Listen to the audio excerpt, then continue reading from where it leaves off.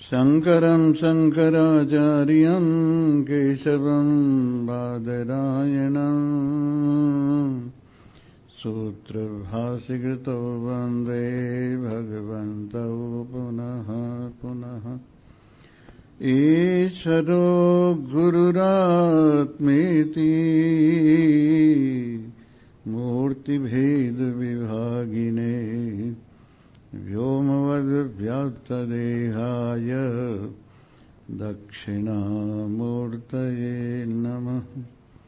ॐ पूर्णमदः पूर्णमिदं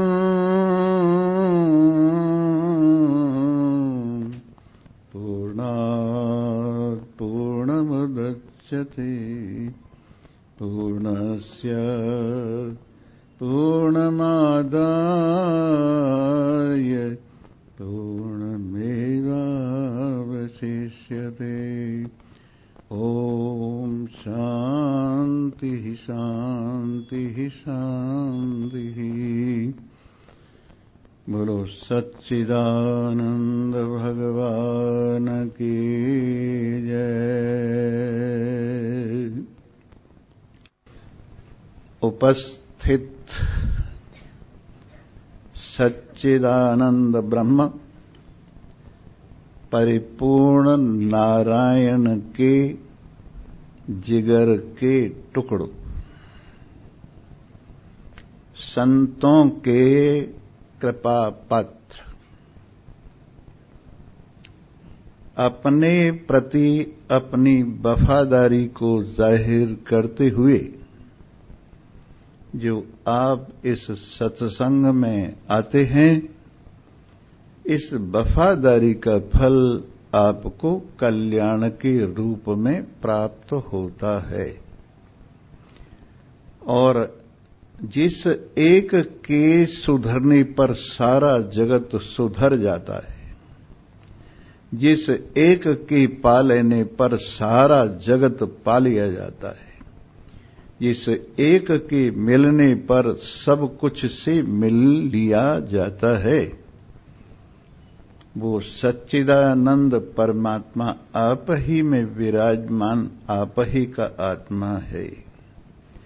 परम प्रत्यक्ष है, सारे प्रमाण इसी के आश्रित हैं। अनुमान है तो प्रत्यक्ष के आश्रित है, शब्द है तो प्रत्यक्ष की आश्रित है,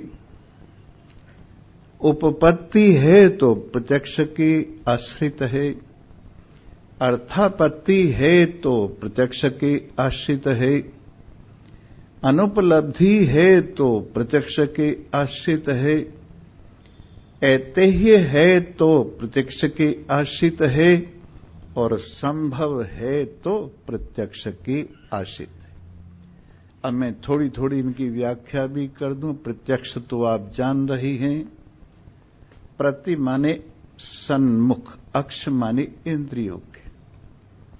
जो इंद्रियों के सन्मुख है वो प्रत्यक्ष कहलाता है। प्रति अक्ष माने इंद्रियों के सामने, जैसे कान के सामने है, त्वचा के सामने है, उसी प्रकार रसना के सामने है, कानों के सामने है और नासिका के सामने है। ये शब्द, स्पर्श, रूप, रस, गंध, ये पांचों ज्ञानेंद्रियों के सन्मुख हैं, इसलिए ये प्रत्यक्ष कहलाते हैं। और इन प्रत्यक्ष के माध्यम से सारे संसार का बोध होता है। होता ये है, अंतःकरण और अविद्या की सम्मिलित जो वृत्ति, इन दोनों का सम्मिलित परिणाम है, वो अंतःकरण से बाहर निकलता है, कान के रास्ते से शब्द में पहुंचता है, शब्द के आकार का होता है और फिर वापिस आता है और इसको प्रतिबिंबित करता हुआ शब्द का बोध कराता है। इसी प्रकार त्वचा के माध्यम से जो अंतःकरण और अविद्या की सम्मिलित वृत्ति है वो बाहर निकलती है और वो स्पर्श में पहुंचती है और फिर स्पर्शाकार होकर वापिस आती है ये वृत्ति और आत्मा के प्रतिबिंब से प्रतिबिंबित होती हुई ये स्पर्श का ज्ञान कराती है। ऐसे ही अंतःकरण और अविद्या की सम्मिलित परिणाम वाली वृत्ति आपकी आंखों से निकलकर, आपकी त्वचा से निकलकर, आपकी रसना से निकलकर विषयाकार होती है और वापिस आती है और इसको प्रतिबिंबित करता है आत्मदैव का प्रतिबिंबित, और इस प्रकार से इन सब का ज्ञान होता है। ये सब प्रत्यक्ष कहलाता है, क्योंकि इंद्रियों के सामने है इसलिए प्रत्यक्ष है। इसके बाद जो अनुमान होता है वो प्रत्यक्ष के आश्रित होता है। जैसे पानी बरसता है तो जमीन गीली होती है, ये प्रत्यक्ष है, और आपने आज वो गीली जमीन देखी तो आपको अनुमान हुआ कि रात वर्षा हुई है, इसलिए ये जमीन गीली है, क्योंकि आपको मालूम है प्रत्यक्ष कि जब बरसात होती है तो जमीन गीली होती है। इस तरह से अनुमान जिसमें लिंग से लिंगी का ज्ञान होता है वो प्रत्यक्ष के आश्रित है। इसके बाद जो शास्त्र का प्रमाण है वो शब्द प्रमाण कहलाता है, वेद का प्रमाण, और वो भी प्रत्यक्ष के आश्रित है। आपको प्रत्यक्ष का ज्ञान है तो शास्त्र के ज्ञान को, शब्द को अनुभव करते हैं और उससे शब्द का ज्ञान होता है। इसी प्रकार उपपत्ति है, कहना चाहिए उपमान प्रमाण है। और उपमान प्रमाण कैसे होता है? जैसे आपने जंगल में नील गाय देखी और आपने सुना नील गाय गाय की तरह से होती है, तो आपने गाय को जो है पहले देखा हुआ है और नील गाय को अब देख रहे हैं, तो उससे उपमा के द्वारा आप समझ रहे हैं कि ये नील गाय है। तो ये गाय आपने प्रत्यक्ष देखी है, तभी आपको नील गाय का ये बोध हुआ है, ये भी प्रत्यक्ष के आश्रित है। इसके बाद अर्थापत्ति प्रमाण है। अर्थापत्ति कहते हैं अर्थ जब अपने आप ही आ पड़े। कैसे? जैसे देवदत्त मोटा है पर दिन में नहीं खाता, तो इससे क्या सिद्ध होता है कि रात को खाता है। हमने प्रत्यक्ष देखा है बिना खाए तो कोई मोटा होता नहीं है, और ये मोटा है पर दिन में नहीं खाता, इसलिए ये अर्थ अपने आप आ पड़ता है कि ये रात को खाता होगा। ये अर्थापत्ति प्रमाण भी प्रत्यक्ष के आश्रित है। इसी प्रकार अनुपलब्धि प्रमाण है। यहां पर देवदत्त उपलब्ध नहीं है, इसलिए देवदत्त नहीं है, यह अनुपलब्धि प्रमाण है। तो हमने देवदत्त को देखा हुआ है, देवदत्त को देखा हुआ है, इसीलिए उसकी उपलब्धि और अनुपलब्धि ये दो भाव होते हैं। और अगर हमने देखा न होता तो अनुपलब्धि प्रमाण भी नहीं बन सकता था। इससे सिद्ध हुआ कि ये जो अनुपलब्धि प्रमाण है ये भी प्रत्यक्ष के आश्रित है। फिर इसके बाद है ऐतिह्य प्रमाण। इतिहास में कहा जाता है कि एक आदमी ऐसा था और अब हम उसको देख रहे हैं ऐसा, तो इससे सिद्ध हुआ कि इतिहास का कहा हुआ जो अब सिद्ध हो रहा है ये ऐतिह्य प्रमाण है, ये भी प्रत्यक्ष के आश्रित है। इतिहास की बात को आप प्रत्यक्ष देख रहे हैं और उससे ऐतिह्य प्रमाण का अंदाज लगा रहे हैं। फिर इसके बाद में है संभव प्रमाण। जैसे आपने सुना है अग्निना सिंचती, अग्नि से सींचते हैं, भला अग्नि से तो सींचा नहीं जाता, ये संभव ही नहीं है कि अग्नि से सींचा जाए, इसलिए जले न सिंचती, जल से ही सींचा जाता है, इसलिए जो प्रमाण है ये असंभव है। इस तरह से ये 8 प्रमाण। वैसे तो जो सांसारिक लोग हैं, चारवाक लोग जिनको कहते हैं, और जिनका सिद्धांत है खाओ पियो मौज उड़ाओ, आगे कोई लोक नहीं, यावत जीवेत सुखम जीवेत ऋणम कृत्वा घृतम पिबेत भस्मीभूतस्य देहस्य पुनर्जीवनम कुतः। जब तक जियो ठाठ से जियो, उधार लेके भी घी पियो, आगे किसका जन्म होगा और किसको देना पड़ेगा, ये सब बकवास है। केवल प्रत्यक्ष को प्रमाण मानने वाले ये 4 वाक, जिनके वाक कहने में तो सुंदर हैं, अच्छे लगते हैं, पर वैसे कुछ नहीं, खाना पीना है जिसका परम धर्म है। भाई कौन सी पार्टी को बिलोंग करते हो कि चाय पार्टी को बिलोंग करते हैं, जो हमें चाय पिलाए, जो हमें हलवा खिलाए, उसी को बिलोंग करते हैं। तो ये 4 वाक लोग जो हैं एक प्रमाण मानते हैं, प्रत्यक्ष प्रमाण मानते हैं। इसके बाद बौद्ध 2 प्रमाण मानते हैं, एक प्रत्यक्ष मानते हैं और एक अनुमान मानते हैं, और वैशेषिक भी कहीं कहीं 2 प्रमाण मानता है और अनुमान के अंदर सारी चीजें ले लेता है। इस प्रकार से 2 प्रमाण बौद्ध मानते हैं। इसके बाद शब्द और तीसरा प्रमाण मिला लिया जाए तो इसको योग और सांख्य दोनों मानते, 3 प्रमाणों को। 3 प्रमाणों को सांख्य और योग दोनों मानते हैं, और इसके अंदर उपपत्ति और मिला लिया जाए, कहना चाहिए समानता वाला, तो इसको 4 प्रमाणों को न्याय मानता है। फिर इसके बाद में 2 प्रमाण और मिला लिए जाएं, जिनके अंदर अनुपलब्धि है, अर्थापत्ति है, इन 6 प्रमाणों को वेदांत मानता है। ऐतिह्य और संभव इन दोनों प्रमाणों को पौराणिक लोग मानते हैं। इस तरह से ज्यादा 8 प्रमाण हैं, जिनसे यथार्थ प्रमा माने यथार्थ ज्ञान होता है। प्रमाकरणम प्रमाणम, जिससे यथार्थ ज्ञान हो वो प्रमाण है। इस तरह से ये सब प्रमाण, कितने प्रमाण बताए आपको? 8 प्रमाण बताए। ये 7 प्रमाण प्रत्यक्ष के आश्रित हैं। अगर प्रत्यक्ष न हो तो कुछ भी नहीं है। इस प्रकार बात चल रही थी। परमात्मा देव कह रहे हैं कि मैं इस सारे जगत का निर्माण करता हूं, और कल हमने बताया था मत्तः स्मृतिर ज्ञान मपोहनम च, मेरे द्वारा ही सब में क्या है, स्मृति माने पहले वाली जो समझ है, जानकारी है, वो रखी हुई है, जिसको स्मृति कहते हैं। वो स्मृति कौन संभालता है?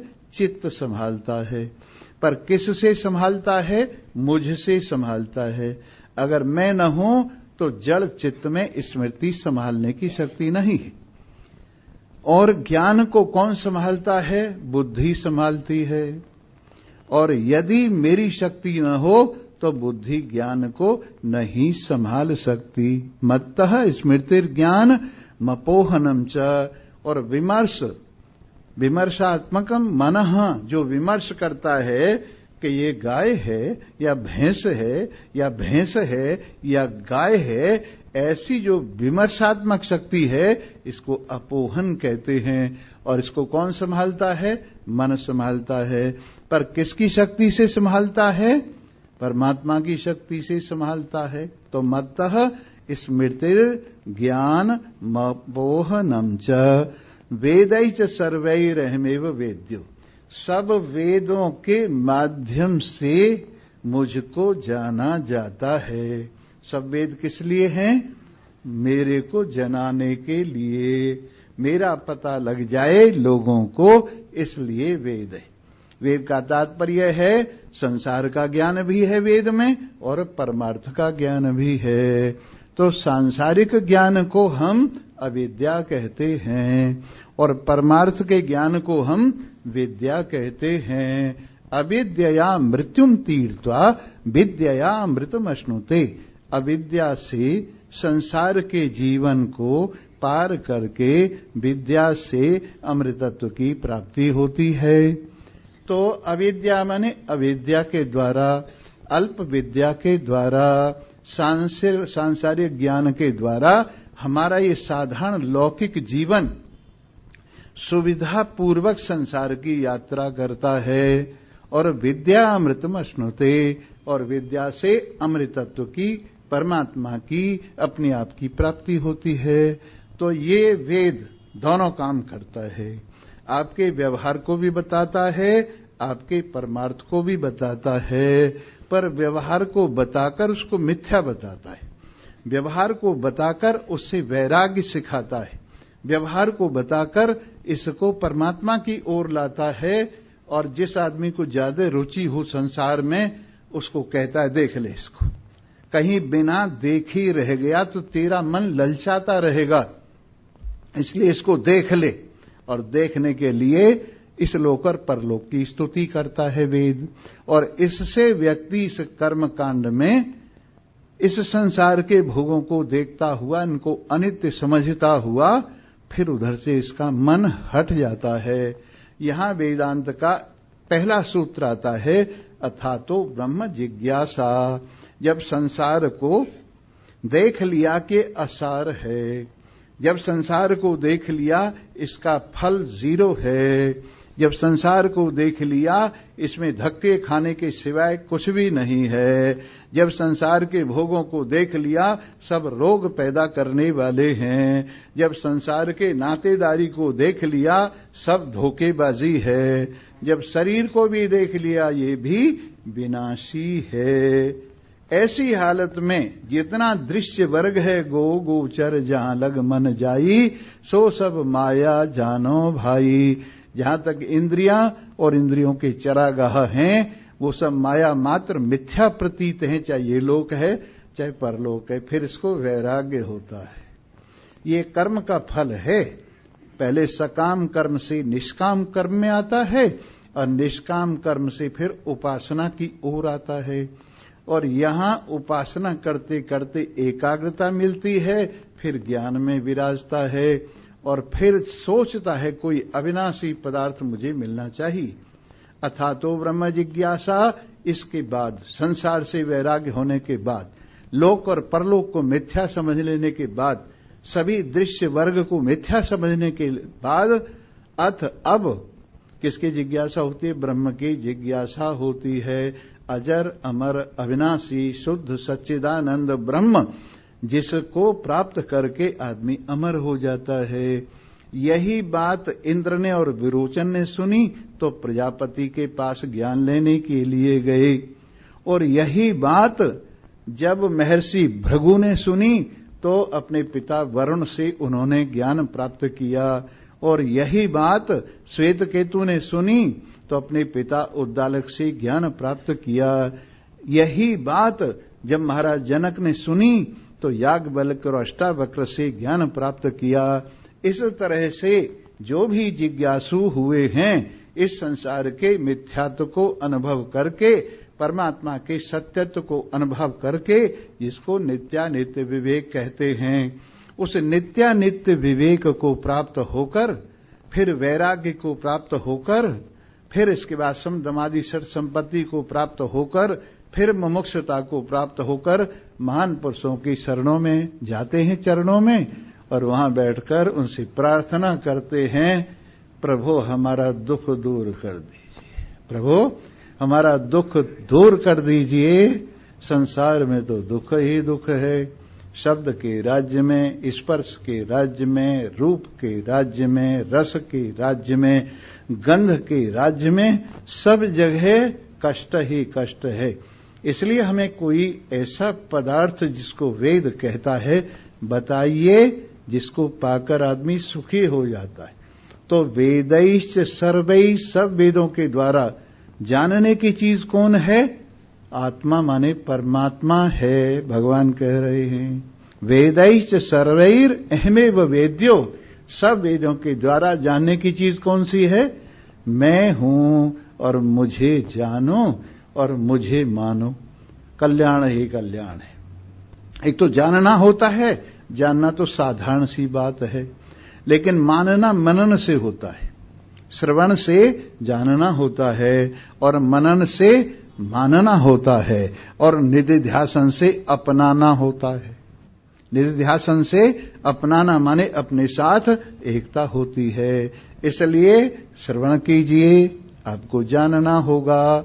मनन कीजिए, आपका मनन होगा, आप मानेंगे और फिर निधिध्यासन के अंदर आप तदरूप होकर आनंद मनाएंगे, अपने आप में विराजमान होकर। इसलिए जानिए, और कहां से जानिए? बिन सत्संग विवेक न होई, राम कृपा बिन सुलभ न सोई। बिना सत्संग के आज तक किसी को विवेक नहीं हुआ। सत्संग से ही विवेक होता है। सत क्या है, असत क्या है, अपना क्या है, पराया क्या है, जड़ क्या है, चेतन क्या है, आनंद क्या है, दुख क्या है, ये विवेक सत्संग से होता है। और सत्संग कब प्राप्त होता है? जब भगवान की कृपा होती है। आपने जरूर पिछले जन्मों में यज्ञ किए हैं, दान किया है, तप किया है। आपने पिछले जन्मों में जरूर सेवा की है, भगवान को रिझाया है। भगवान रीझ करके पहली कृपा की है उन्होंने मनुष्य शरीर के रूप में। फिर दूसरी कृपा किए आपके हृदय में भवसागर से पार होने की इच्छा के रूप में, जिसको मुमुक्षुता कहते हैं। और तीसरी कृपा की है सत्संग के रूप में। महान पुरुषों का सत्संग जो आत्मा और परमात्मा की एकता बताते हैं, जो आपको परमात्मा के साथ मिला देते हैं और कहते हैं तेरा सच्चा प्रियतम परमात्मा है। संसार के सब नाते इस नाते को सिखाने के लिए हैं। नकली मां असली मां को सिखाने के लिए सांसारिक नाता है। संसार के पिता परम पिता को समझाने के लिए परम पिता का सांसारिक पिता का नाता है। दुनिया के जितने नाते हैं वो किस लिए हैं? असली नाते को समझाने के लिए हैं। और वो नाता कौन सा है? त्वमेव माता च पिता त्वमेव, त्वमेव बन्धुश्च सखा त्वमेव, त्वमेव विद्या द्रविणं त्वमेव, त्वमेव सर्वं मम देव देव। ये असली नाता है।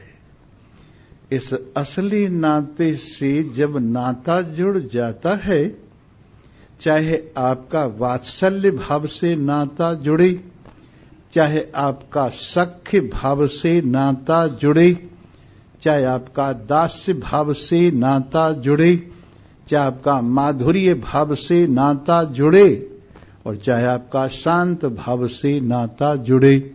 ये 5 भाव भक्ति में नाता जोड़ने के भाव हैं। वात्सल्य भाव किसको है?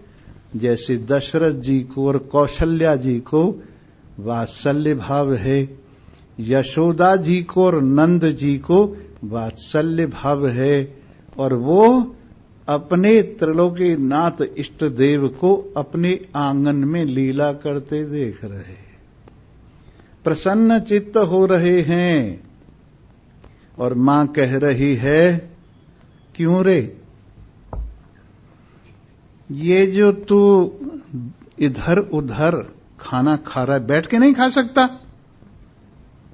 कहने लगे बैठ के हजम नहीं होता है, बैठ के हजम नहीं होता है। तो देख रही हैं यशोदा अपने आंगन में कि धूरी भरे अति सोहत श्यामजू, तैसी बनी सिर सुंदर चोटी, खेलत खात फिरे अगना, पग पैजनी बाजत पीरी कछोटी, या छवि को रस खाना बिलोकत, भारत कामो कला निधि कोटी, काग के भाग को कहा कहिए, हरि हाथ सो ले गयो माखन रोटी। तीन आनंद ले रहे हैं इससे। मां आनंद ले रही है वात्सल्य भाव का, काक भूषण जी ले रहे हैं आनंद दर्शन का, और रसखान ले रहे हैं आनंद रसकार। कोशिश कर रहे हैं कि थोड़ा सा रस इन रस निधि से मुझको भी प्राप्त होगा। ये सारा रस सटके जा रहे हैं, खाए जा रहे। और देखो रस खाने वाले रस खान के, कहना चाहिए इष्ट देव रस की खान, रस खान देख रहे हैं कि धूरी भरे अति सोहत श्यामजू, ऊपर से नीचे तक धूल ही धूल, धूल ही धूल लगी पड़ी। मां कह रही है बेटा क्या कर रहा है, नहा तो ले।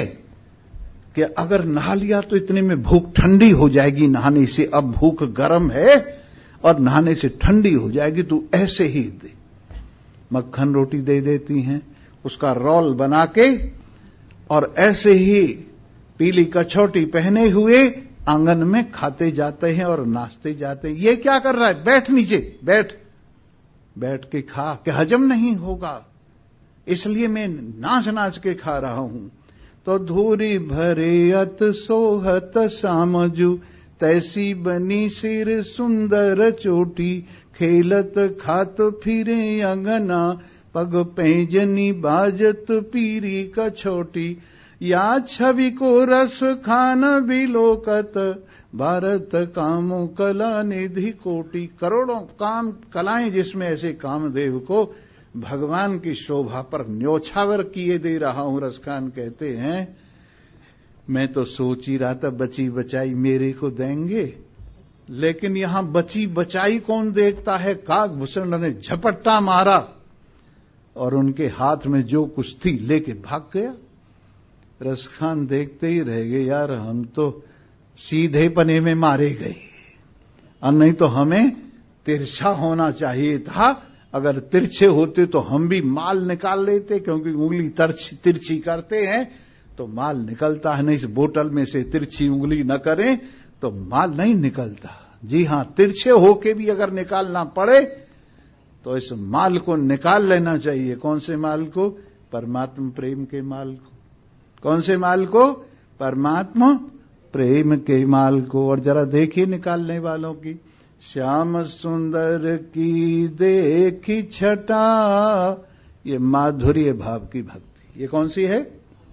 माधुर्य भाव की। श्याम सुंदर की देखी छटा, सजनी होई गई लटापटा।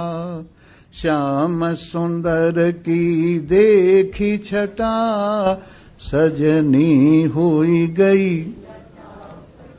आपको भी ऐसा लगता है कि आप भी भूल जाते हो भगवान की महिमा का दर्शन करके?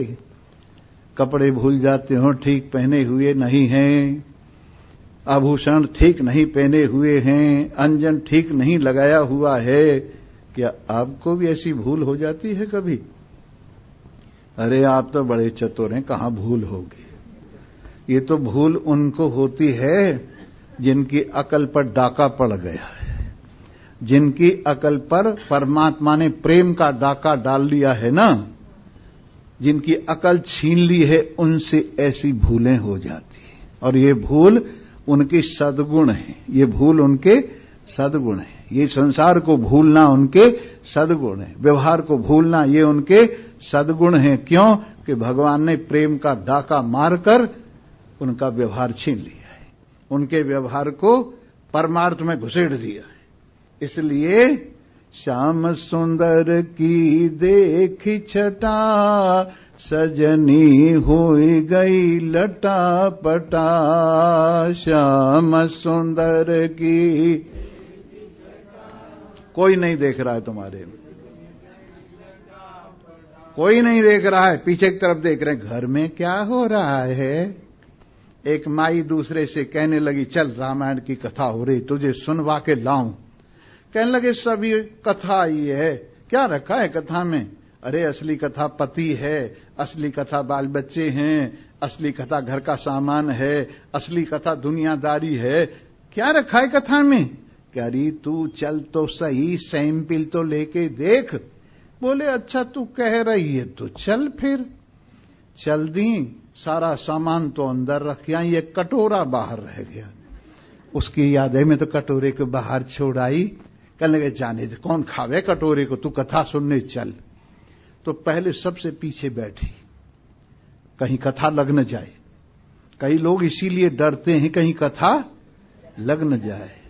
एक लड़की बचपन से कथा सुनती थी, मैंने उसको कहा क्यों आजकल छोड़ क्यों दिया? कि पढ़ाई कर रही हूं और कथा सुनती है तो लगने लगती है कथा और पढ़ाई छूट जाती है। तो इसलिए डरते हैं लोग कहीं कथा चिपट न जाए, ये कथा कहीं चिपट न जाए। जी हां, बहुत सबको यही डर लगा रहता है। तो मेरे मित्रों, बात चल रही थी कि जिसको ये कथा चिपटती है, संसार का व्यवहार थोड़ा बहुत कम हो जाता है तो कोई बात नहीं, पर उसे कटोरे का चक्कर था ना।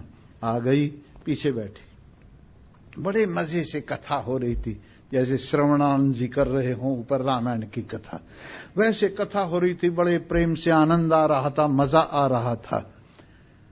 इतने में उसे फिर याद आई, कटोरे का क्या होगा? कथा में मन लगा ही नहीं, वापस चली गई और जाकी रही भावना जैसी।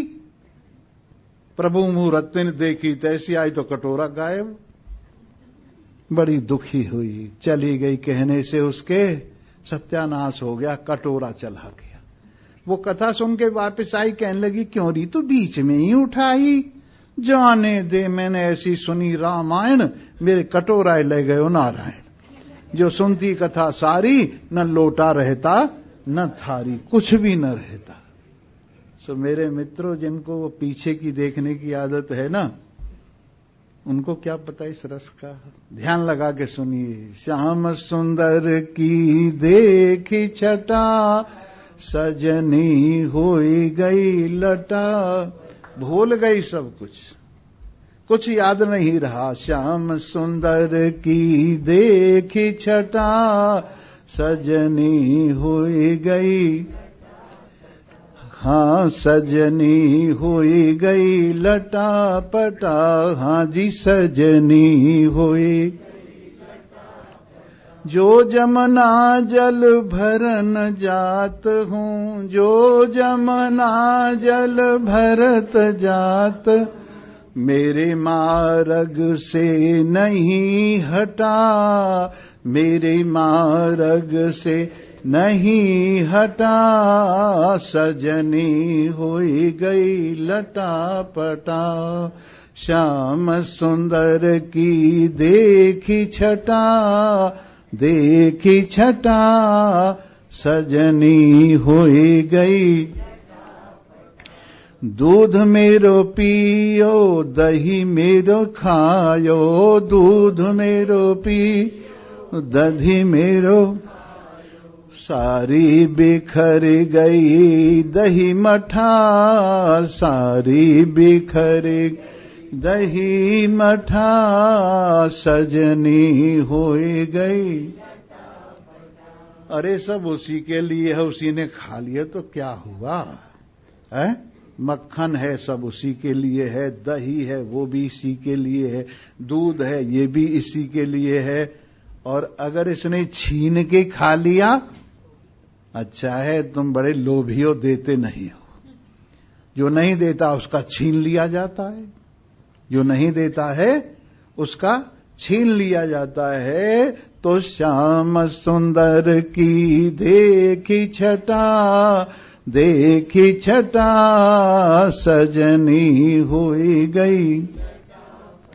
ऐसी झटक जमी पे डारी, ऐसी झटक जमी पे डार, बिखर गई मेरे केस लटा, बिखर गए मेरे केस लटा, सजनी होई गई लटा पटा, श्याम सुंदर की देखी छटा, देखी छटा, सजनी होई गई लटा पटा, हाँ सजनी होई गई। जो घर जाऊं तो सांस लड़ेगी, जो घर जाऊं तो सांस, देवरा ठाड़ो लेकी लठा, देवरा ठाड़ो लेकी लठा, सजनी होई गई लटा पटा, श्याम सुंदर की देखी छटा, देखी छटा, सजनी होई गई।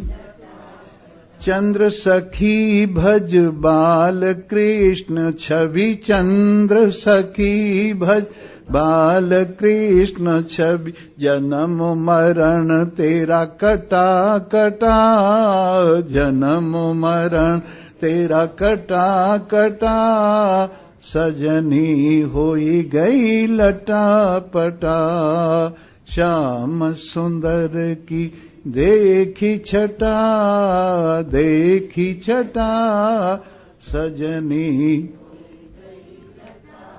जी हाँ, जो इनकी छटा को देख लेता लटा पटा हो जाता है। फिर उसे न कपड़ों का ध्यान रहता, न आभूषणों का ध्यान रहता, न घर का ध्यान रहता, न बच्चों का ध्यान रहता, लटा पटा हो जाती है।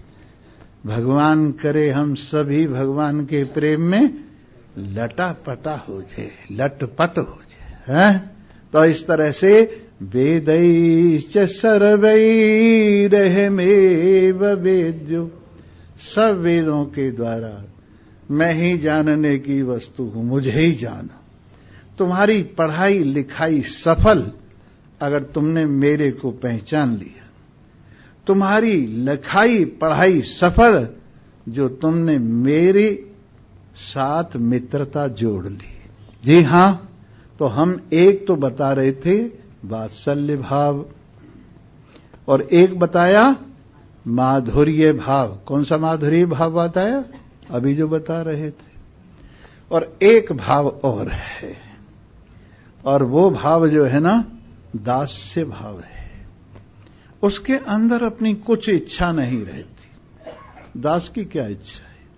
राजी है हम उसी में जिसमें तेरी रजा है, राजी है हम उसी में जिसमें तेरी रजा है। या यूं भी वाह वाह है और वो भी वाह वाह है, यहाँ यूं भी वाह वाह है और वो भी वाह वाह है।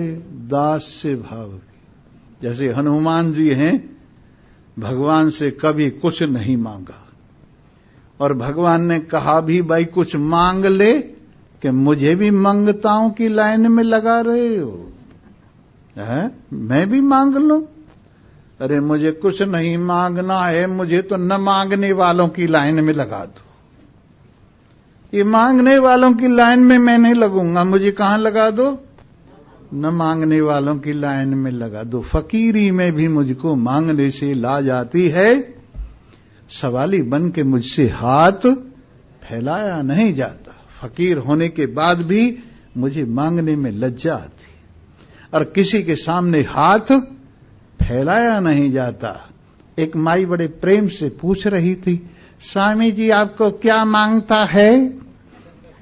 मैंने कहा स्वामी जी को कुछ नहीं मांगता, इसीलिए स्वामी जी को कुछ नहीं मांगता। अगर स्वामी जी भी मांगेगा बाकी का क्या हाल होगा? इसलिए हनुमान जी ने क्या कहा, मुझे न मांगने वालों की लाइन में लगा दो। पर भैया मुझे तो कुछ देना ही है, कि वो तुम्हारी मर्जी है, दो न दो, लेकिन मैं मांगने वालों में नहीं। कहने लगे अच्छा ऐसी बात है, तो हम ये नियम करते हैं कि जा हमारा मंदिर बनेगा, वहां तुम्हारा मंदिर जरूर होगा। अगर तुम्हारी मूर्ति नहीं पधराई जाएगी तो हमारा मंदिर पूरा नहीं होगा, और यदि आपका मंदिर बनेगा तो हमारी कोई जरूरत नहीं, तुम अकेले ही पूरे हो। यदि हमारा मंदिर, हनुमान जी के बहुत से मंदिर ऐसे हैं जिसमें सिर्फ हनुमान जी खड़े हुए, तो इस प्रकार से भगवान श्री हरि से दास लोग कुछ नहीं मांगते और उनकी राजी में राजी रहते हैं और विनय करते हैं। प्रभु मोरे अवगुण चित न धरो, प्रभु मोरे अवगुण चित न धरो, अवगुण चित न धरो, मोरे अवगुण चित न धरो, प्रभु मोरे अवगुण चित न धरो, प्रभु मोरे अवगुण चित न।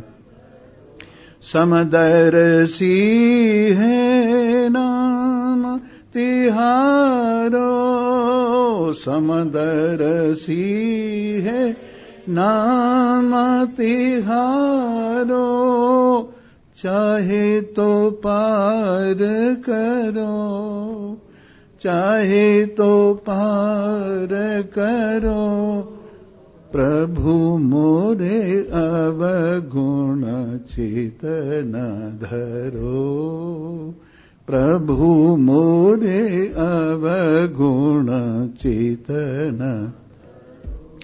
एक लोहा पूजा में राखत, एक लोहा पूजा में राखत, एक घर बधिक पर्यो, एक घर बधिक पर्यो, ये दुविधा पारस नहीं देखे, ये दुविधा पारस नहीं देखे, कंचन करत खरो, प्रभु मोरे अवगुण चित न धरो, प्रभु मोरे अवगुण, प्रभु मोरे अवगुण,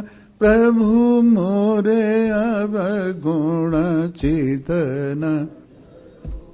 एक नदी एक नाली कहावे, एक नदी एक नाली कहावे, मेलो ही नीर भर्यो, मेलो ही नीर भर्यो, जब दोनों मिली एक वरण भय, जब दोनों में एक वरण भय, सुर सरि नाम पर्यो, प्रभु मोरे अवगुण चित न धरो, प्रभु मोरे अवगुण चित न। एक जीव एक ब्रह्म कहावत, एक जीव एक ब्रह्म कहावत, सूर श्याम झगड़ो, अब की बेरी मोहे पारी उतारो, अब की बेरी मोहे पार उतारो, नहीं प्राण जात ठहरो, प्रभु मोरे अवगुण चित न धरो, प्रभु मोरे अवगुण चेतन। ये दास्य भाव की भक्ति है। फिर माधुर्य भाव की तो मैं सुना चुका हूं आपको। अगर और भी सुननी है माधुर्य भाव की तो और सुनाऊं।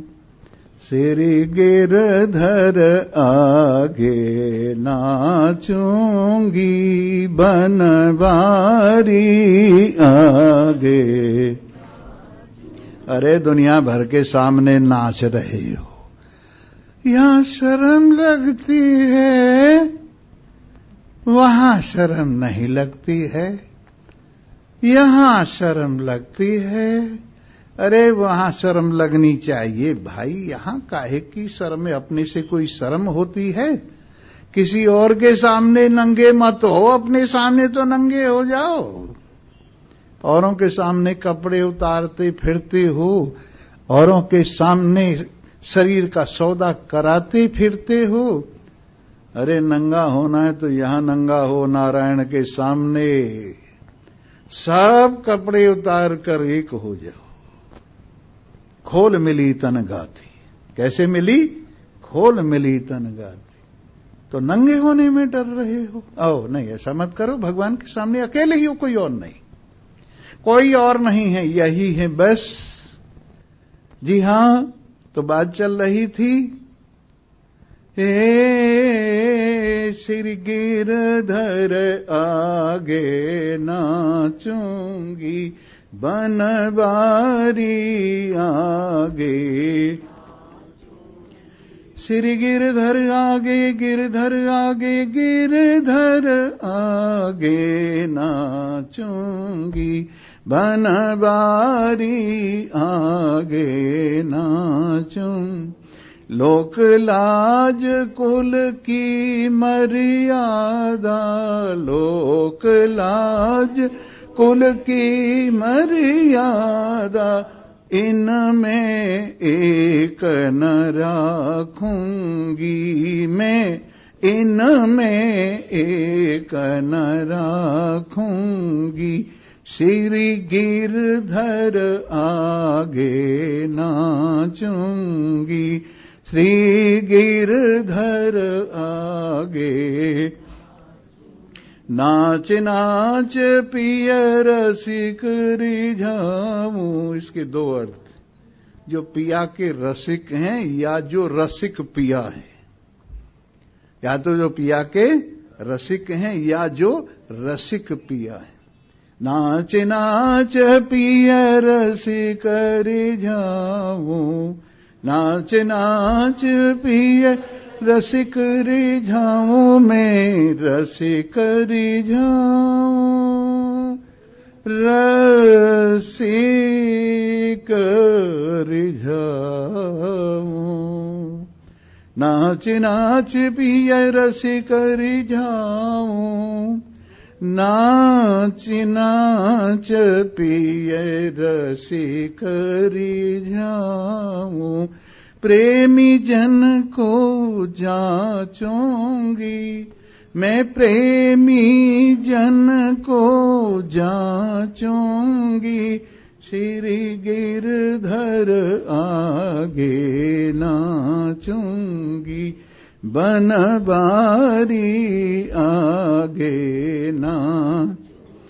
पिया के पलंग बाजाए पढ़ूंगी, पिया के पलंग, पिया के पलंगवा में तो, पिया के पलंगवा में तो, पिया के पलंगवा जाए पढ़ूंगी। मीरा हरि रंग राचूंगी मैं, मीरा हरि रंग राचूंगी। श्री गिरधर आगे नाचूंगी बनवारी आगे। और शांत रस की भक्ति क्या है? ये कौन सी भक्ति? देखो टाइम हो गया। ये कौन सी भक्ति है? शांत रस। ये शांत रस की भक्ति में हम न तुम दफ्तर गुम। ये शांत रस की भक्ति कैसी है? हम न तुम दफ्तर गुम। तो इस तरह से समस्त वेदों के माध्यम से अहमेव वेद्यो, मैं ही जानने की चीज हूं, मानने की चीज हूं, प्रेम करने की चीज हूं। बाकी चौथाई कल को। सर्वे भवन्तु सुखिनः, सर्वे सन्तु निरामया, सर्वे भद्राणि पश्यन्तु, मा कश्चित् दुःखभाग् भवेत्। ओम शांति शांति शांति।